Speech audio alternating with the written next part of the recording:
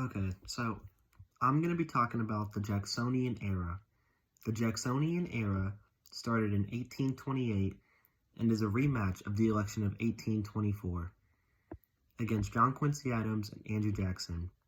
The election of 1824 went to John Quincy Adams, even though Andrew Jackson received more votes in the popular vote and the Electoral College. He felt robbed of the election of 1824 because Henry Clay gave his votes to John Quincy Adams so he could be elected and Henry Clay would be elected vice president. Jackson called this the corrupt bargain, and his supporters ate it up. Andrew Jackson was viewed as a war hero and as a people's man, and it was your everyday American that would vote for him. He won the election of 1828 by a landslide, and on his day of inauguration, his drunk, dirty supporters filled the White House, ruining expensive rugs, drapes, and spitting their tobacco on the White House floor. One significant thing Andrew Jackson did as president was spread light on a concept called the spoils system. The spoils system comes from a saying of war where to the victor comes what spoils, or to the victor comes the spoils. And with the spoils system, Andrew Jackson gave federal jobs to people that supported his campaign. An example of this was the money that went to the Second Bank of the United States was now going to banks owned by supporters of Andrew Jackson.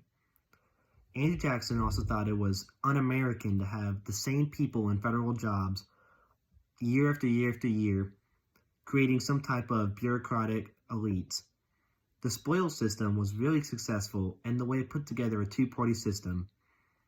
It did so good at this because people now had a reason to stay with their political party and to do everything they could to make sure their candidate gets elected.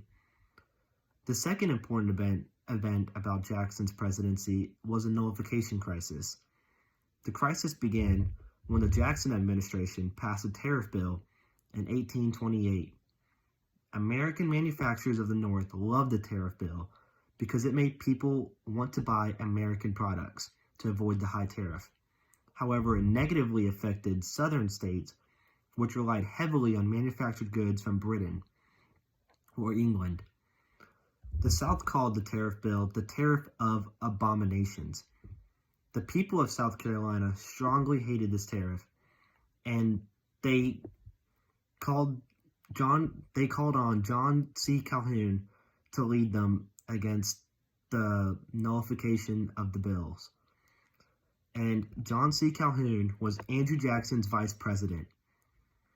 Calhoun rallied the South Carolina to nullify and void these tariffs, calling them unconstitutional, and claimed that South Carolina would secede from the Union if the federal government tried to enforce it.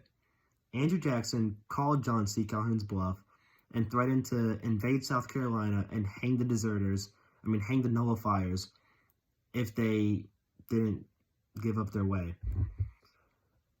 His threat resolved the nullification crisis with the South Carolina and renegotiated a new lower tariff.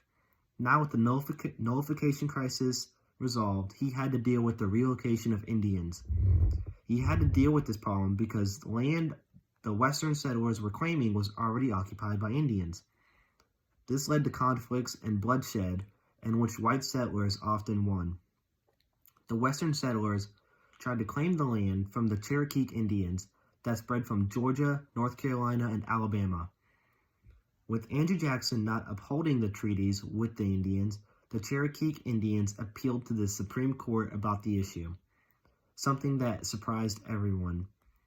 And to their favor, they won the appeal, with the Supreme Court ruling white settlers had to respect the pre-existing treaties with the Indians, in which Andrew Jackson replied, "John Marshall has made his decision, now let him enforce it."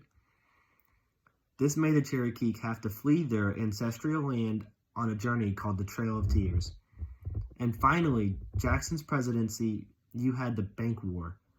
The Bank War escalated when Daniel Webster and Henry Clay proposed to Congress the renewal of the Charter of the Bank of America, something Andrew Jackson was strongly against. Jackson disapproved of the Bank of America because its shareholders were wealthy British people, and Andrew Jackson hated British people. Webster and Clay still managed to get the charter through Congress and all the way to Jackson, which he immediately vetoed as unconstitutional. And it was this reason that his opponents would call him King Andrew I. And that's been my summary of Andrew Jackson and the Jacksonian era.